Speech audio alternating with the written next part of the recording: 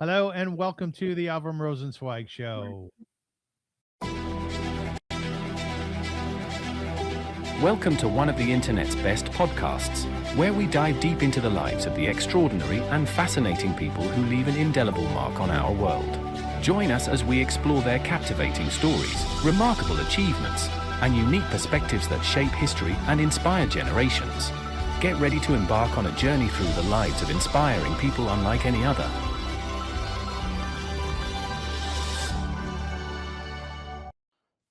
Hello, folks, and welcome to the show. My name is indeed Avrum Rosensweig. I'm very thankful to our sponsor today, Joseph Fried Professional Corporation. We appreciate his commitment to the show. There are rabbis who teach Torah, scholars who study history, and scientists who explore the wonders of the natural world. Rabbi Natan Slifkin, known as the Zoo Rabbi, has built a remarkable career at the intersection of all three. Born and raised in Manchester, England, Rabbi Slifkin studied at Yeshiva Shari Torah before continuing his Torah education at Midrash Shmuel, the Mir Yeshiva, and Or Sameach in Jerusalem. He was ordained at Or Sameach, where he later taught Talmud and contemporary Judaism. He holds a master's degree in Judaic studies and a doctorate in Jewish history from Bar Ilan University. His doctoral research examined encounters between rabbinic scholars, the Jewish Enlightenment, and zoology during the 19th century. Today, Rabbi Slifkin lives in Ramat Beit Shemesh and serves as director of the Biblical Museum of Natural History. Through its extraordinary collection and educational programs, the museum brings visitors face to face with animals, the ecology, and natural history of the biblical world. Rabbi Slifkin is best known for his writings on zoology, evolution, biblical history, and the relationship between Torah and modern science. His work asks challenging and sometimes uncomfortable questions. How should a religious Jew respond when scientific discoveries appear to conflict with traditional understandings? Must every statement of our sages be interpreted literally? Can intellectual honesty and religious faith strengthen one another? These questions place Rabbi Slifkin at the center of one of the most intense religious controversies in recent Jewish history. Several prominent ultra Orthodox authorities denounced and banned some of his books because of their treatment of evolution, the age of the universe, and rabbinic teachings about science. Yet Rabbi Slifkin continues to write, to teach, and defend a rationalist tradition within Judaism, while even acknowledging that certain communities might have understandable reasons for rejecting his approach. Today, we will discuss his fascinating personal journey, his love of animals, the mission of the Biblical Museum of Natural History, the controversy surrounding his books, and the enduring question at the heart of his work: must we choose between Torah and science, or can each help us understand the other more deeply? It's my pleasure to welcome Rabbi Natan Slifkin to the Avrum Rosensweig Show. How are you? I'm good. Thanks for having me on. Oh, it's an honor to have you. I've done some deep research into what you've accomplished in your lifetime, and the first thing I'd like to say, in the context of Judaism itself, is Yasher Koach. Well done. Thank you. Yeah, you've done a wonderful job. Thank you.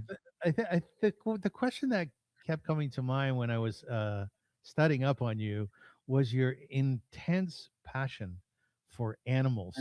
Yeah. Now, many people do. When I was growing up, my father was an Orthodox rabbi, and it was interesting, Natan, that he would embrace animals that came into our backyard. He would rescue animals. I remember him having to put down a bird because it was in so much pain. So that was the context of our growing up, having to do with animals. But you took it even a step further. You love animals. You loved animals, and you decided to make it your life. Tell us a little bit about your beginnings in terms of your passion for animals. Right. Well, I don't know how it started. Really, it's since I was a toddler, just totally obsessed with animals, especially, exotic and unusual animals. My parents took me to the zoo when I was 5, picked me up when I was 12. Right? And I was the kid who always said that, when I grow up, I want to have a zoo. And obviously people laughed at me, Can you imagine, nice Jewish boys growing up in England, becoming a zoo director is not a realistic career prospect. So they told me to actually become a computer programmer.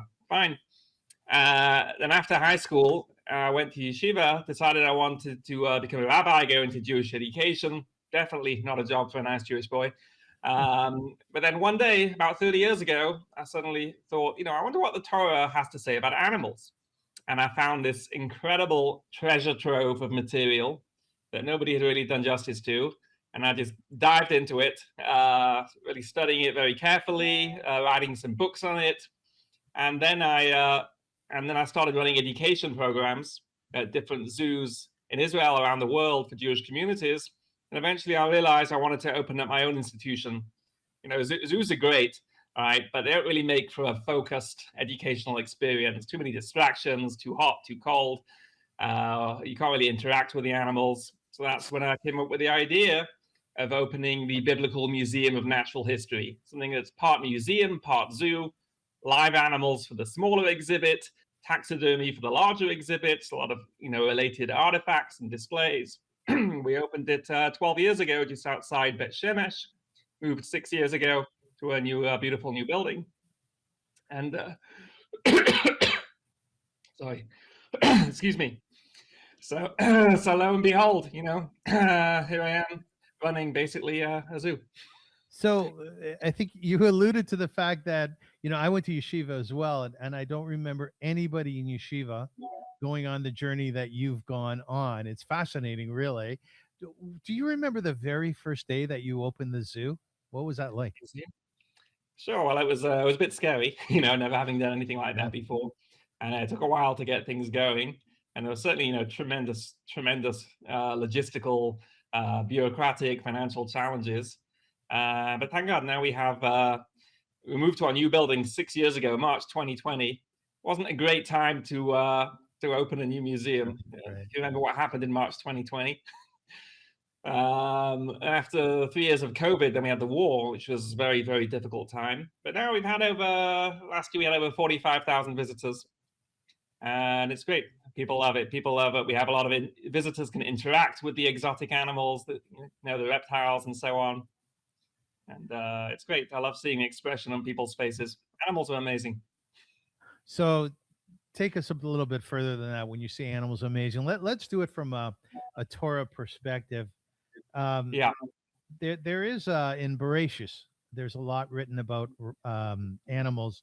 Vayomer Elokim yishritzu mayim sheretz nefesh chaya v'of al haaretz. God said, "Let the waters teem with swarms of living creatures, and let birds fly above the earth, above the expanses of the heavens." And there's just a number of different important psukim lines in the Torah which allude to animals, our care for animals, and our perspective on it. So I want to talk about that, your perspective on animals from the Torah point of view. I think the Rambam, tell me if I'm correct on this, the Rambam says that animals are not just created for humankind, but they have their own sort of inherent purpose within creation. Do you want to touch on that? Well, actually, all the different things you mentioned, they're things I deal with in some of my books, like Bereshit is the topic of my book, The Challenge of Creation, the controversial one dealing with reconciling, evolution and Judaism. But the actual focus of the museum is not that. The focus of the museum the main focus is on the identities and the symbolism of animals in Tanakh, in the Bible, and the messages that has for Jewish identity. It's one of the main themes of the museum is looking at how animals in the Bible have been identified, and many of them misidentified over the last couple of centuries, and realizing that a lot of the mistranslations, the misidentifications came about because there's something that people didn't realize. And the fundamental point people didn't realize is that Tanakh, right, the Bible, takes place in a particular part of the world, in the land of Israel and the surrounding region. And different parts of the world have different animals. So the animals of Tanakh are the animals of the region of the land of Israel, which are not the same as the animals of America and not the same as the animals of Europe. Yes. So that's how a lot of names of animals got transposed. But more than that, that was originally, a lot part of the mission, showing how to correctly identify the animals. But then, after October 7th, so of course there's there's the military war. Right? My son's been in Lebanon and Gaza, but there was also the ideological war coming from the universities, focusing on the idea that Israel is an illegitimate state. Why? Because the Jews are a bunch of settler colonials who came and stole the land from the indigenous people. And, you can respond, you talk about archaeology, what do you mean? You look at the Beis HaMikdash, the temple, and people say, yeah, that was thousands of years ago. Yeah. What did the Jews of 19th century Europe, what did they have to do, with Palestine? So then we realize that this is something that as a museum that we address, because natural history is something that plays a role in human culture. How do animals and plants play a role in human culture? In every culture, many nations around the world, and in every culture, animals and plants play a role. They may have certain symbolic value, maybe certain special stories people tell about them, songs they sing about them, art they do about them, even naming their children after them. And we put up this gigantic map of the world, filling a whole wall, and mounting artifacts which show, the different animals and plants that play a role in different cultures. Right. So, for example, in Australia, you put a boomerang, and the boomerangs often have animals painted on them. Yes. What animals are painted on boomerangs? Kangaroos. In African art features zebras, and giraffes. On Peru, I pinned a woolly hat. These woolly hats you get in Peru with like the tassels on either side. Yes. What are they made out of? It's not sheep wool. What are they made out of? Alpaca. Alpaca wool. Right. You got the U.S. presidential seal. Right. Bald eagle. Canada, right? Maple leaves, and beavers, right? But when it comes to Judaism, so what are the animals that are part of Jewish heritage and culture? It's not the gefilte fish and the chicken soup, right? It's things like, every synagogue in Europe, had lions on the Aron HaKodesh, right? And the Ark, right? And Aryeh, right? Such a common name for Jews. Approximately how many lions were there in the shtetl? Yeah, Zero. Right? Yes. This is all a cultural memory from when we lived in the land of Israel. So you look at the animals, the plants that are part of Jewish culture and heritage, and you realize that, wow, these are all the animals and plants that are part of the land of Israel. And even though they were sometimes misidentified in Europe, but still, people were holding on to these names, right? So a nesher, which is really a griffin vulture, was mistranslated as an eagle. Right, because there were no griffin vultures in France or Germany, so they transposed the name to the local king of birds, the eagle. Okay, so they lost the first-hand familiarity, but they still knew there was something, a nesher that's part of their heritage. Right, they were trying to measure things by the size of an olive, even though they had no access to olives and they weren't sure how big olives were. Yes. But all because an olive is one of the 7 species that the land is blessed with. So when you explore, the role of animals and plants and Jewish cultural heritage, it really shows to a very strong degree our connection to the land of Israel. And it's very interesting to talk about the animals that are found within the Torah, and like you're saying, what they are today, if we're able to do that. But there are many animals that were not in Israel, one of which was the giraffe, correct? Correct. So there's a couple of animals which, even though they're not indigenous, but appear in Tanakh because they were imported. For example, it says that King Solomon had ships that came bringing ivory and monkeys and peacocks.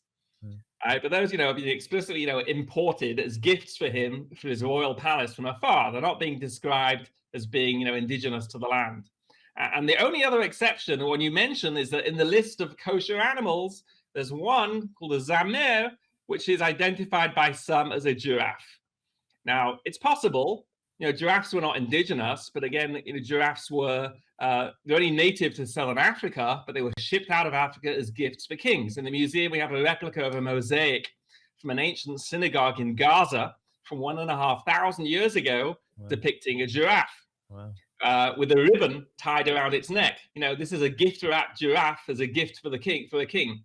That's the giraffes they saw. It may not be a giraffe, maybe a different animal, a local wild sheep.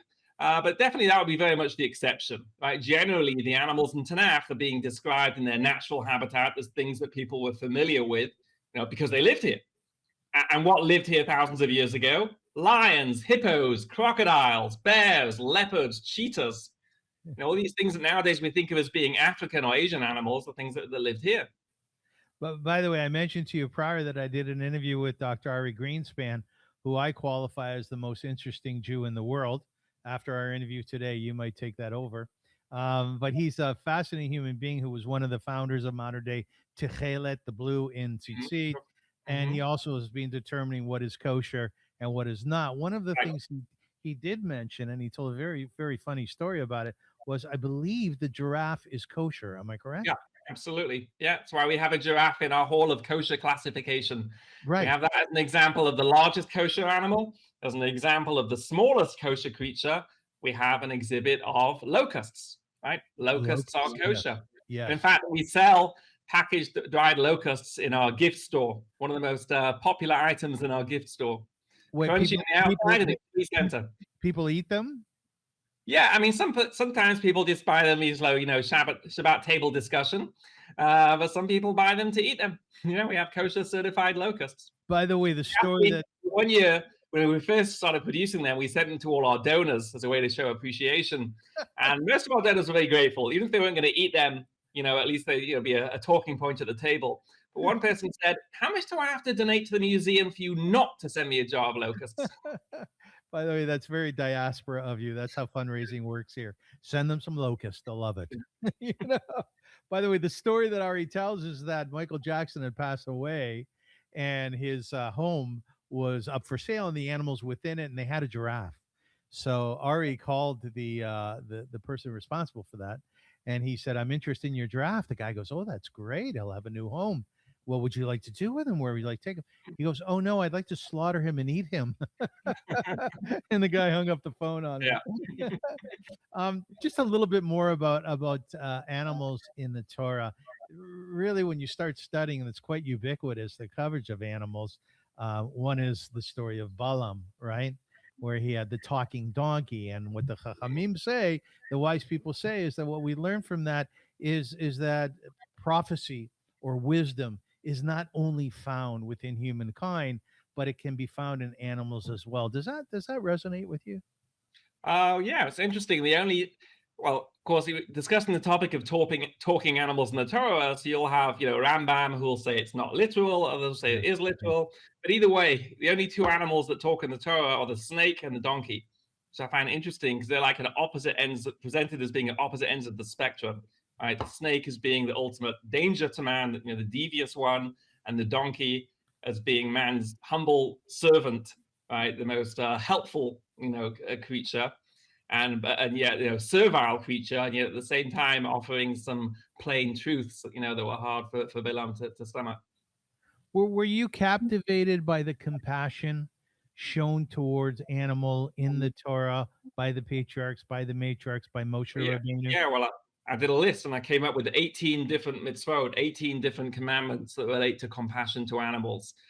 Some to the animals' feelings, and some to the role of animals in our lives, like letting an animal rest on Shabbat, things like that, or acknowledgement, gratitude to animals. So it exists at many different levels.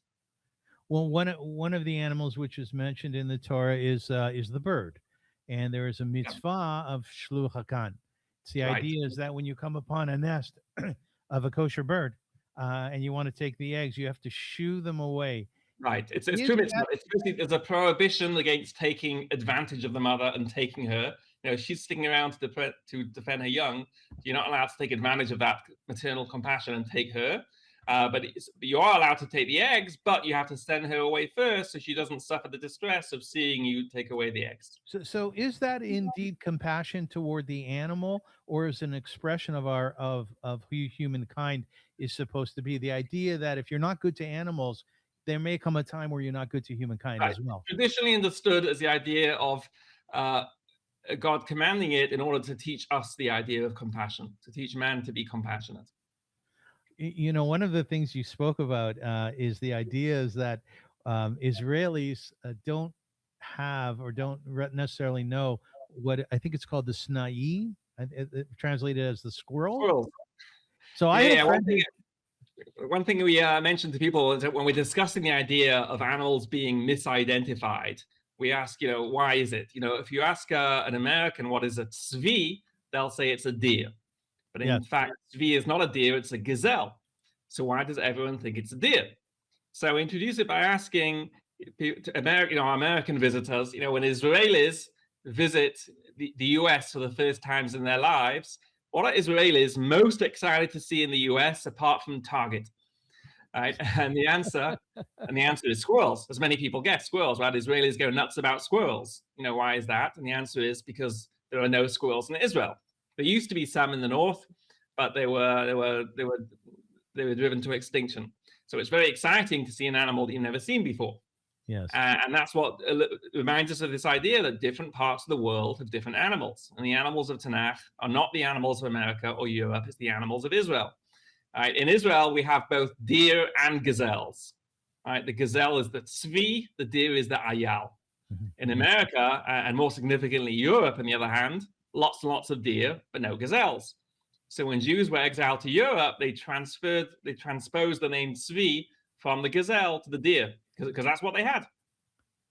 You seem like you're having so much fun. I'm fortunate to be working in an area that I'm very passionate about. You're in the zone, aren't you? Yeah. I always am so excited for people who have found their gift in life. Would you say that this is your gift? Yeah, a lifelong obsession. There's a Japanese word, I can't remember what it is, but for if you're able to find a way to both make a living in something that you're good at and that's important and that you also enjoy. So I'm blessed to be able to do that. I'm always really compelled to understand who a person is, very much by where they come from. Your father was a renowned physicist, was he not? Yeah. Mm-hmm. And your mother, what did she do?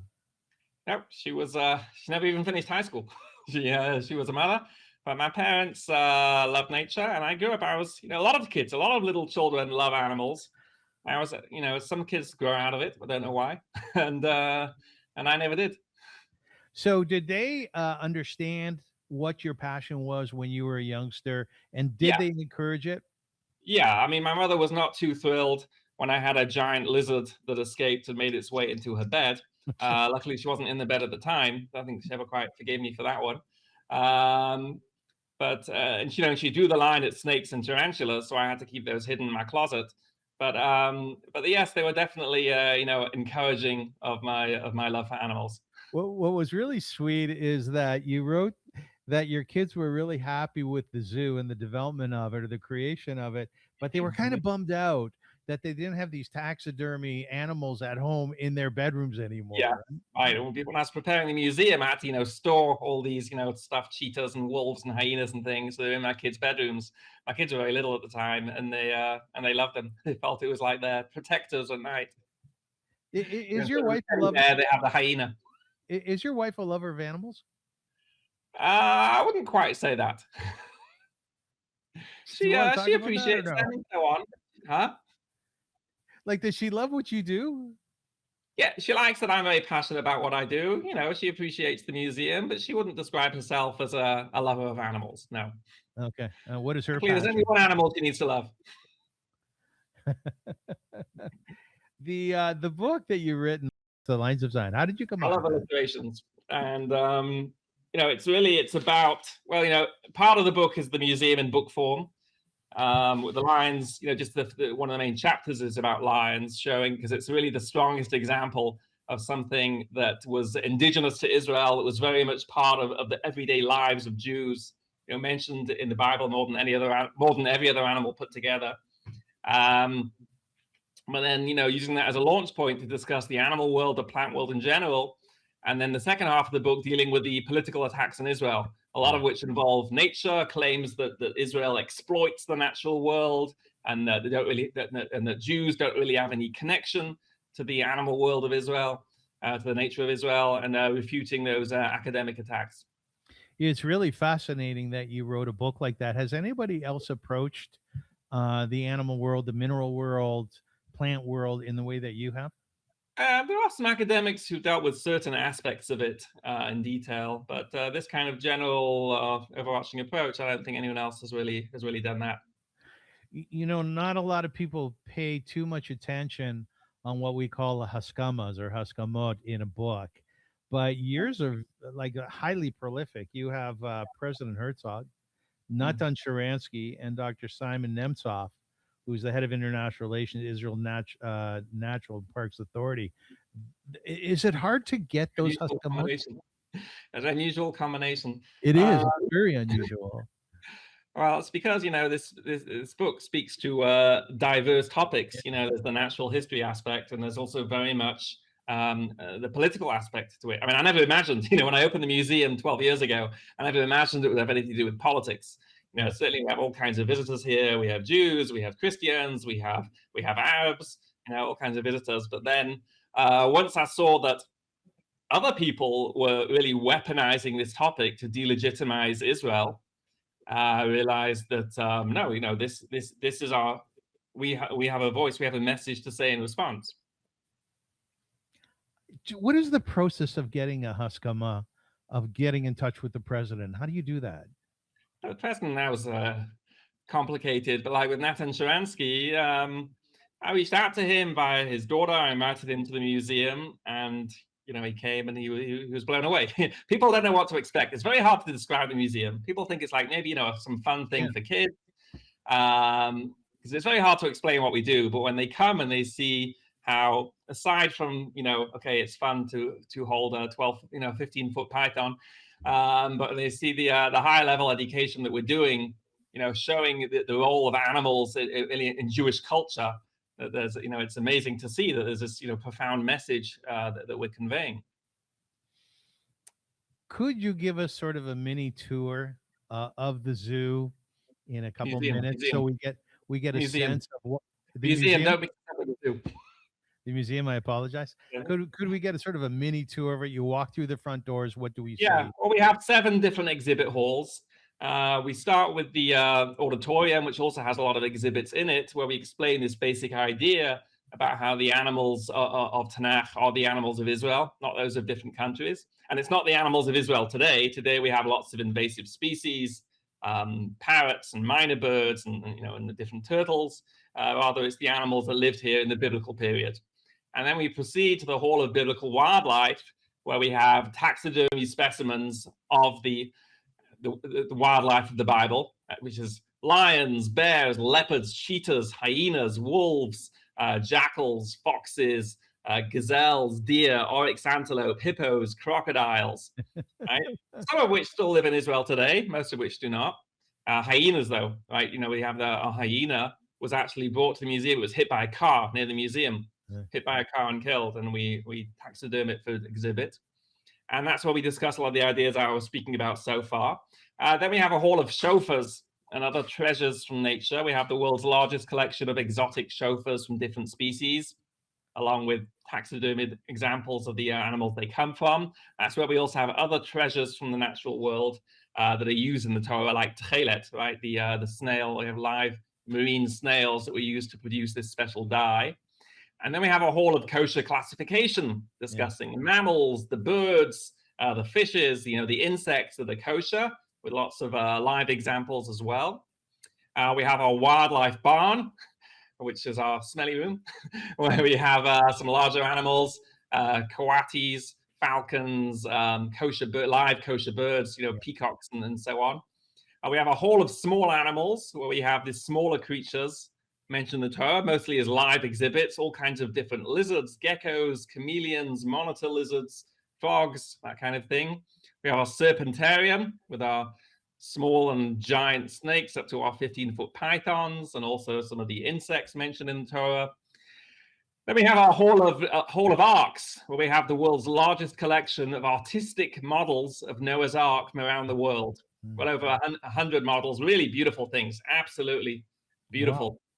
And we have a hall of wonders, where we have examples of the wonders of nature, our life-size elephant, our minerals, beautiful minerals, certain weird and wonderful animals, aquatic creatures, and so on.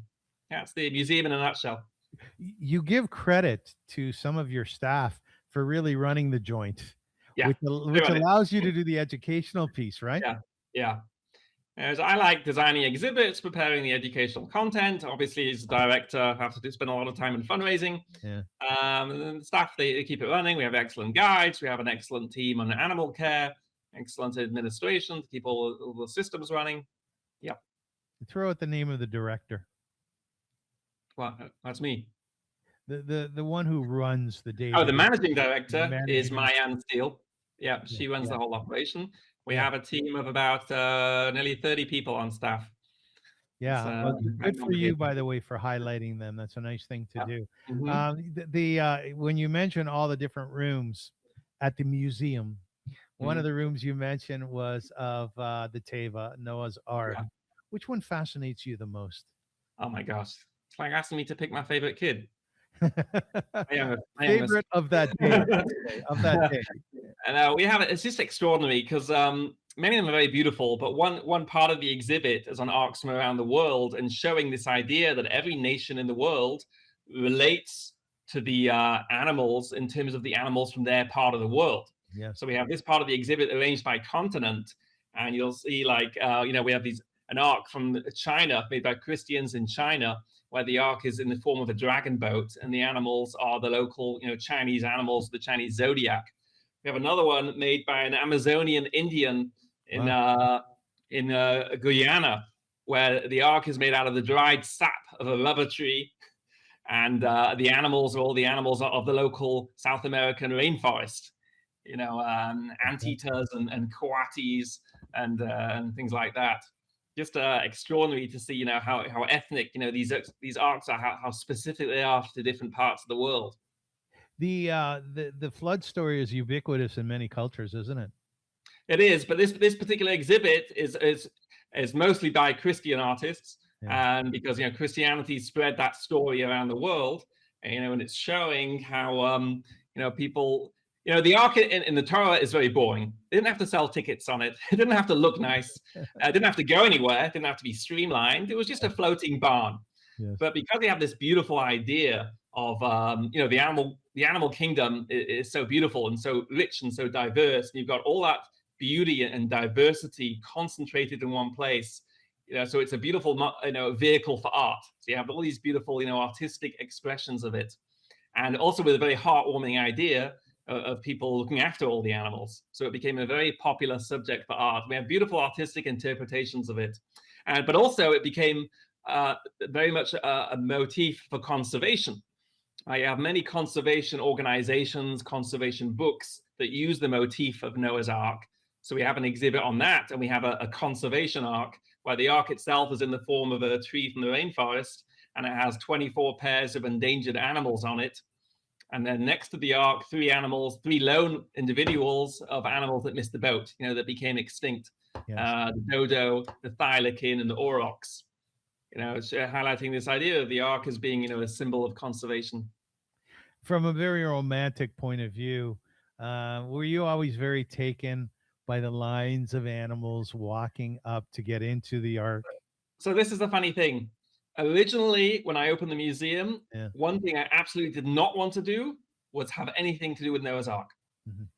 Because I didn't want to get into the scientific aspects of it, because that's too controversial for our visitors. In my books, I deal with controversial topics. The museum, I want to be for everyone, so we stay away from all controversial topics. Yes. But also, I thought, in Noah's Ark today, it's just presented as something for children, as something cute for children. What can I do with it in the museum? I didn't want people to see the museum as just being a children's museum. We have a lot of children who come, of course, many schools, but we also have adult groups. And it was only just a couple of years ago when I suddenly realized that, no, it's also been a topic for art. And I discovered this whole world and got very obsessed with it. As you might tell, I'm the obsessive kind. And managed to amass what I think is the best collection in the world of these extraordinary arcs, really beautiful.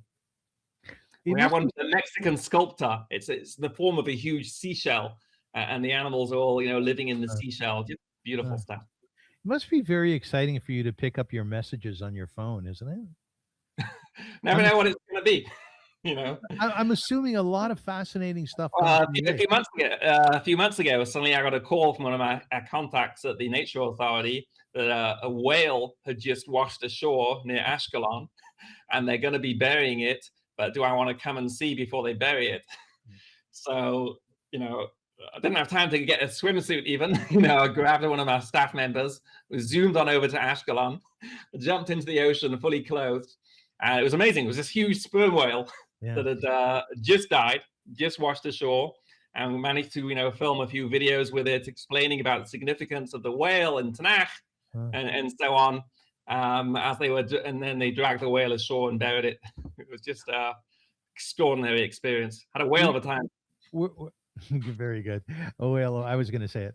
Were you saddened by its death? I was too overwhelmed by just the awe. It's just incredible to be next to this absolutely gigantic creature, to be touching, a sperm whale. Yes. And once visited another beached whale many years ago here, but that one had been very badly decomposed. This was just pristine. It was just amazing. When I watch my cat, Jack, it's a beautiful white cat, jump from a standing position about 8 feet tall, high to the top of our credenza, it takes me to God. And I often think to myself, God's sitting there with the angels, creation's happening, and he says to the angels, let's create an animal that has a stripe down the middle. It's kind of black and it walks funny, and its defense system will be it's able to emit this stinky spray. Mm-hmm. Right. So I'm really, really taken by the whole godly nature of animals, and I try to bring it home, as I said with my cat. When you see the sperm whale, the enormity of it, does it take you to God?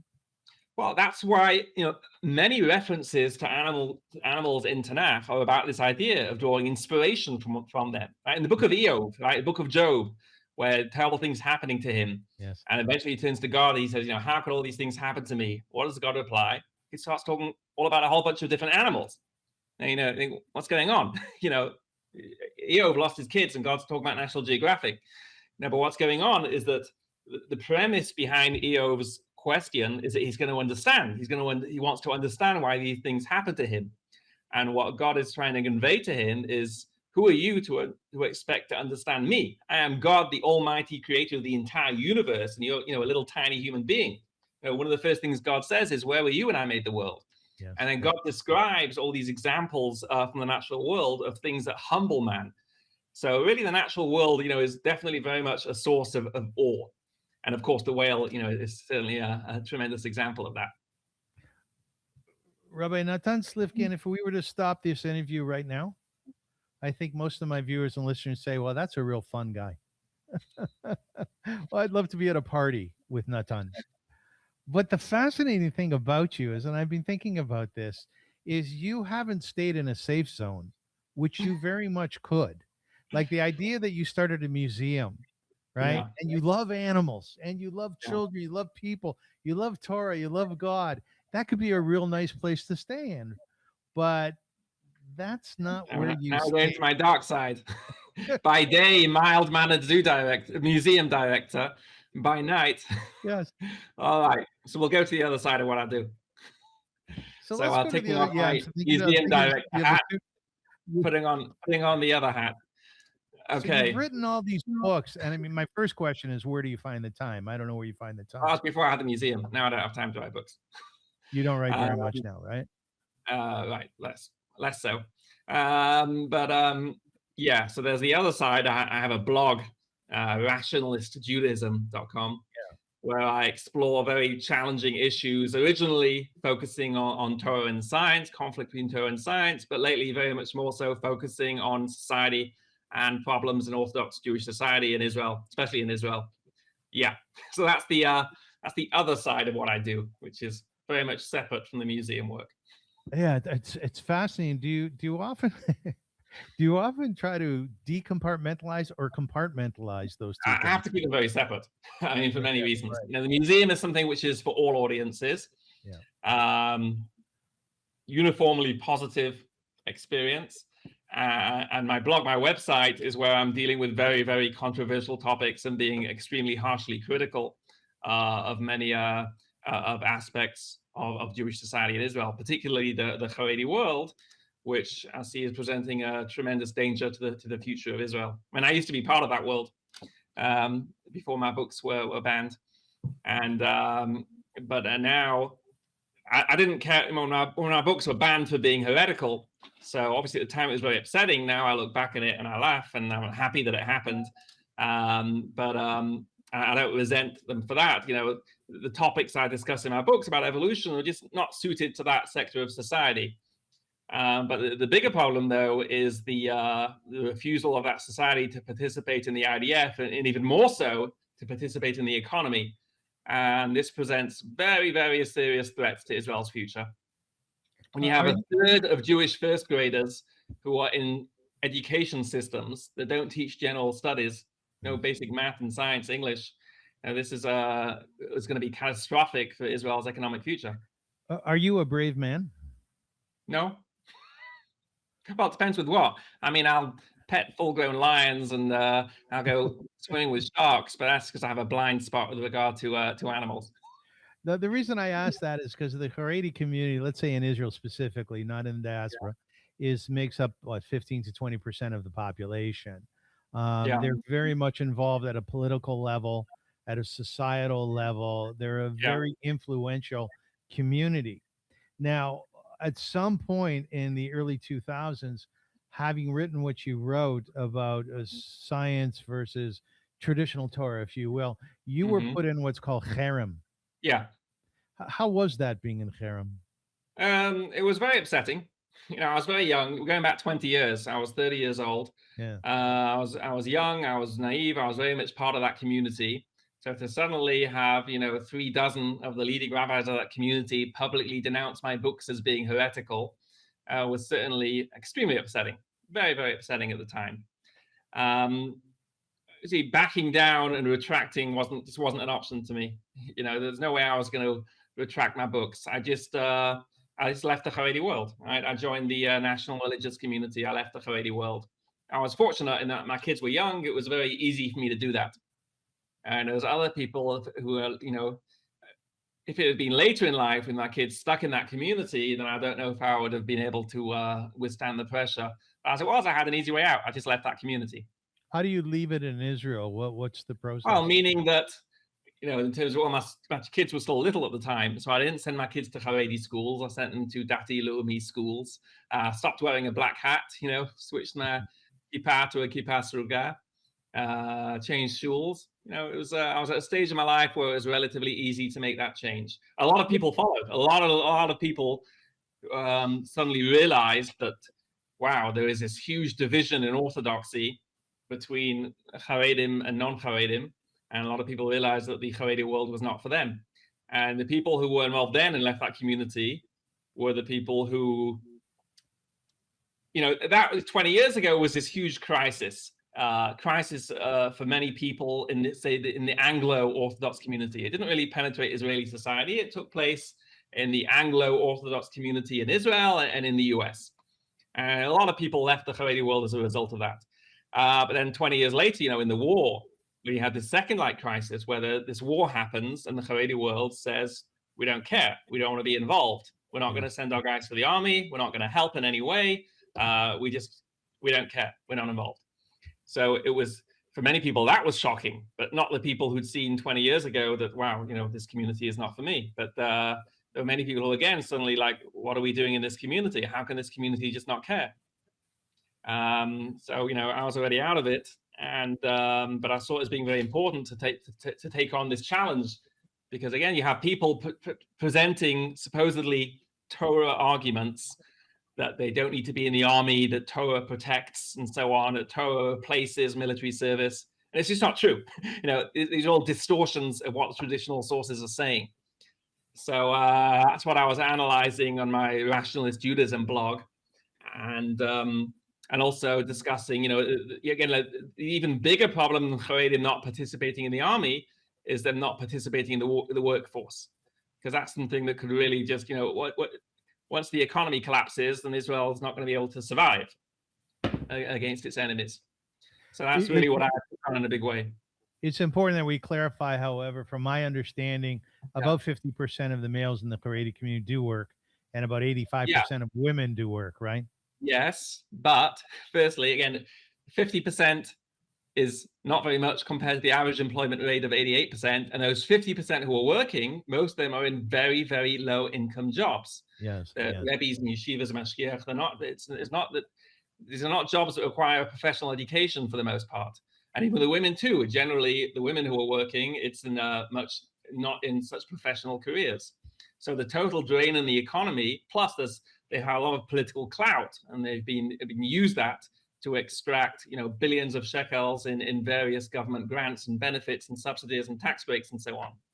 So, the numbers have been crunched. Kohelet, which is a actually a right-wing forum, which have analyzed this, have crunched the numbers, and it comes out that whereas the average non-Haredi family puts several thousand shekels into the economy every month, and that's what funds the army and the hospitals and the roads and everything that a country needs to survive, but the average Haredi family is removing several thousand shekels from the economy every month. Now, that's just about manageable when they're only 15% of the population. But when you realize that due to the high population growth, in the next generation, that's going to be 30% of the population, 40% of the population, the country can't survive. The country's not going to survive that way. Natan, when you take a look at the Haredi community, when people talk about the beauty of that community, if you will, they will talk about the chesed that you'll find amongst the Hasidic groups, let's say. The idea that they're involved in rescue, or they're the ones who go after, God forbid, there's a terrorist attack, and clean up the body parts. What is your relationship to the Haredi community, knowing that there's an awful lot of goodness coming out of it? So, I've analyzed it. Yes, there are a few people doing some amazing things, right? Yeah. But especially the people doing those kinds of chesed things, it's a very small proportion of the community. Plus, the amount of chesed that's done, the chesed that a country needs is things like hospitals and doctors and soldiers that will save people's lives. Yes. Now imagine, if you can live, in a country of people who do lots of nice volunteering but don't pay any taxes, or a country of people who don't do so much volunteering but do pay taxes, which country do you want to live in? Only one of those countries is going to be able to have hospitals and doctors and and an army that will defend the people there. So the chesed that the society needs is the less glamorous but much more profound forms of chesed, of army service and doctors and everything that's required to, and welfare and everything that's required to make a country function. That's what a country needs to survive. In your latest Substack, you actually created this incredible model, sort of juxtaposing the Arab population in Israel versus the Haredi population in Israel in the context of a recent brouhaha, if you will, at the Rambam Hospital. You want to talk about that? Yeah, so there were claims that Arab medics at a hospital mistreated some soldiers there. I don't know if it's true. It's probably not true. It's probably all a misunderstanding that after certain types of surgical procedures, you're not allowed, the patients are not allowed to have water, whereas a family member might not understand that and see that as being mistreatment. But the larger issue is that so the Arab community is also, it's a very poor community, which is a drain on the economy. As a net drain, but much less so than the Haredi community. Whereas if you look at the numbers, so on average, what the average Arab family is pulling out of the economy is much less than what the average Haredi family is pulling out of the economy. Plus, in the Arab society, there's no ideology of not working. The ideologies are working, and Arabs are overrepresented in the medical field. 40% of medical personnel in Israel are from the Arab community. Yes. So while there's still work that needs to be done with it, but there's more of a prospect for doing that because it's a community that wants to be economically prosperous, as opposed to the Haredi community, where the rabbinic and political leadership does not even want them to be economically prosperous. They want them to be dependent. Just going back to the Haredi community and a discussion about the IDF, wouldn't it seem that it's natural for a man living in the Haredi community would look at where they live and be victims like anybody else of air raids and missiles coming in, knowing the danger that exists living in Israel during wars?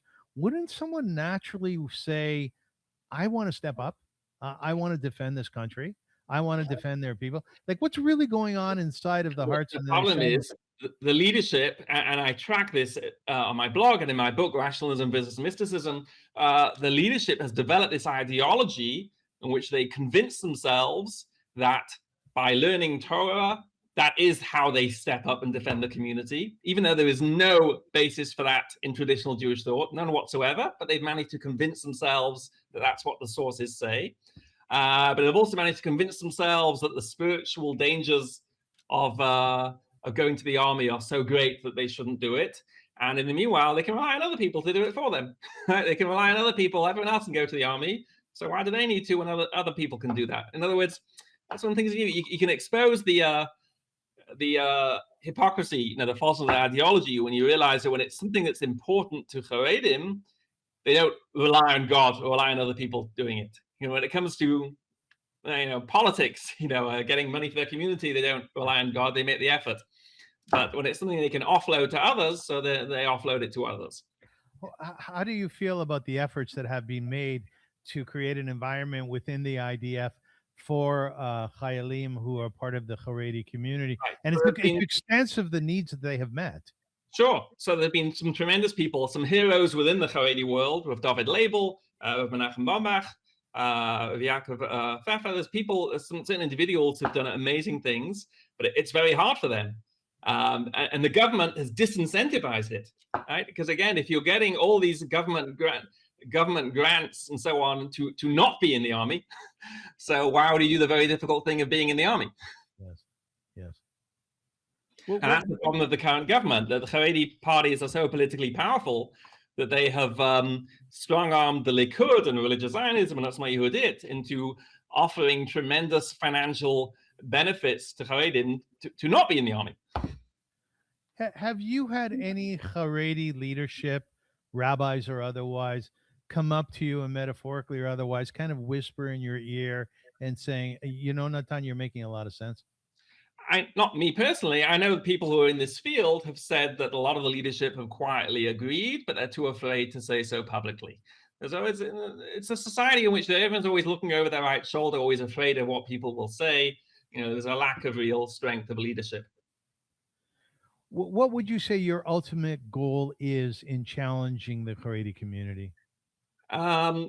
Well, I have many thousands of readers on my blog, and the goal is a few things. It's because a lot of people, especially Anglos, are very naive.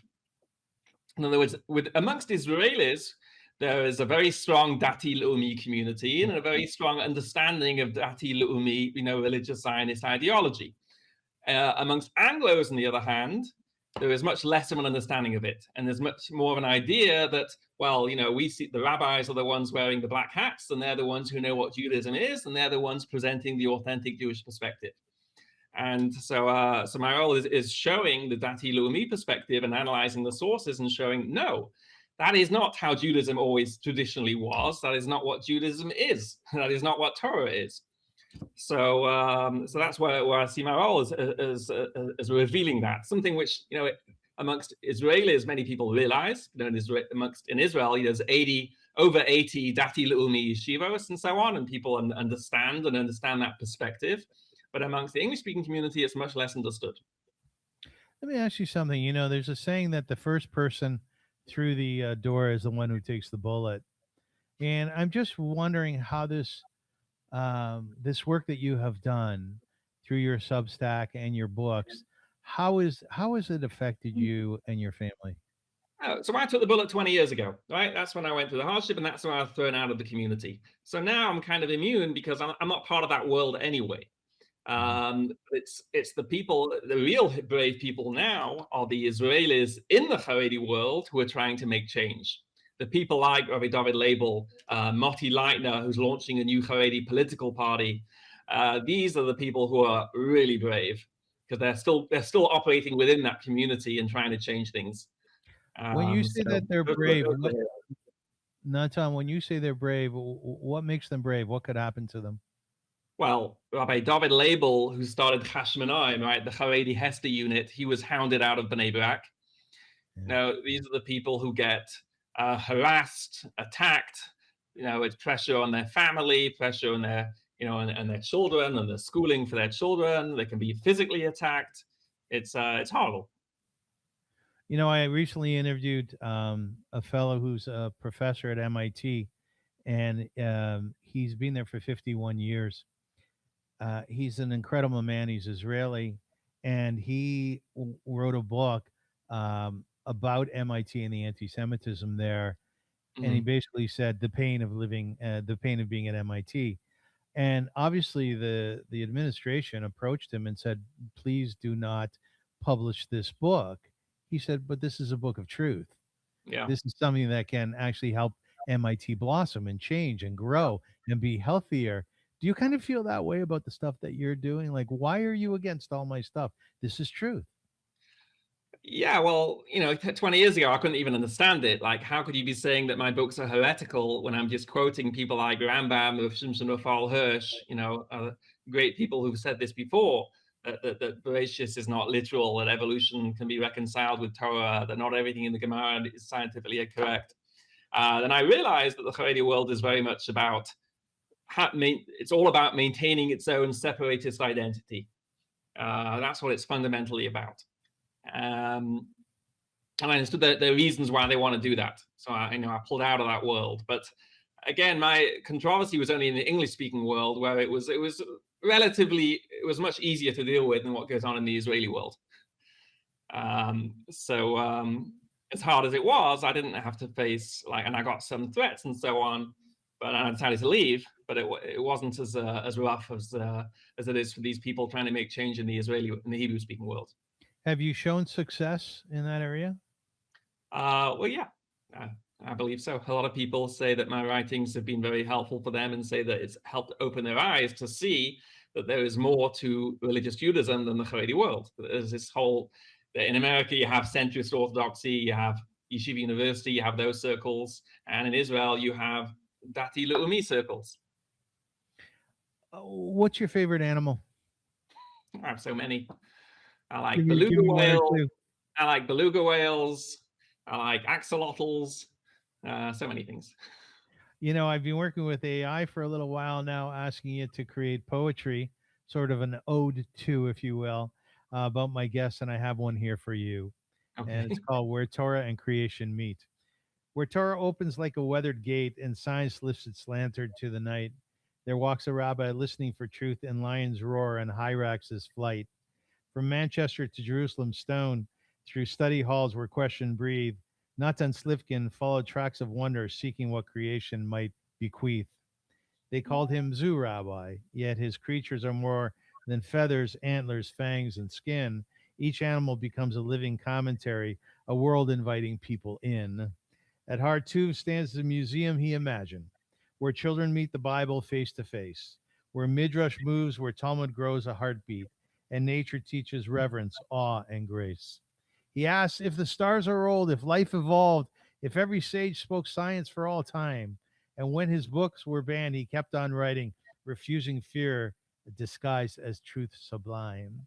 For faith needs not grow frail before a fossil, nor reason silence heaven's whispered call. Perhaps the mind and soul were made as partners to open windows in one holy wall. He speaks of lions rooted deep in Zion, of ibex, vultures, gazelles, desert sky, a living map through which an exiled people remembered where their oldest longings lie. He challenges power, comfort, easy answers, and asks what Torah summons us to do, to learn, to work, to defend, preserve creation, and face inconvenient questions too. May every question open into wonder. May honest searching make our faith more whole. For truth, like Judah's lion, roars unfrightened where Torah and spirit meets. Wow. Thank you. Can you email that one to me? I will. Yeah. Phenomenally, most people like it, like their poems. So I'm happy that you do. I want to conclude, Rabbi Natan Slifkin, with firstly, thank you very much for being on my show. I'm very grateful for that. I'm very honored as well. And I also want to wish you well done on your work, and not only at the museum, but also in fighting things that people believe are a prioritized in life, that are fixed, that cannot be changed. I have great amounts of respect for you and your courage and your bravery, and that of your wife and family as well. So thank you. Thank you. I encourage people to look up the museum on our website. It's a bit of a mouthful, www.biblicalnaturalhistory.org. biblicalnaturalhistory.org. And my blog, which is the separate topic, is rationalistjudaism.com. Where can people find your books? Our books are on Amazon, but certainly would prefer that they buy them from the museum website, and they get a better price there too. Is there one piece that you can tell us about what we can look forward to at the museum? What have you envisioned for the future? Oh, so many things. Well, give us one. one thing. Okay, we're building a gigantic interactive arc for kids where they have to an open side on each side with compartments where with screens at the back which will pose challenges, and people have to put the right animals in the right compartments to answer the challenges. Sounds like you're having a heck of a good time, man. Way to go. Go look about. Anyways, folks, thank you so much. Yeah. Thank you so much for listening and watching. And once again, I'm very grateful that that Rabbi Slifkin spent some time with us. Thank you again for that. You did a great Thanks job. for hosting me. Thank you. And until we meet again, as my mother used to say, a blessed memory is Eigazun, which is go in good health. And we will see you again. Thank you.